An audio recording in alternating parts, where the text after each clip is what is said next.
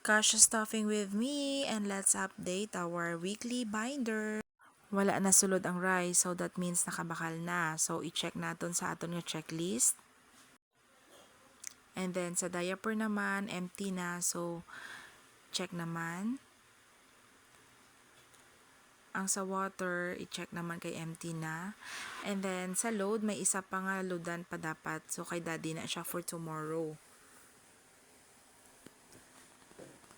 Okay, so ang empty nga envelope, ibutang natin sa isa ka binder kung sa diin ko ginabutang ang akon nga mga empty envelope.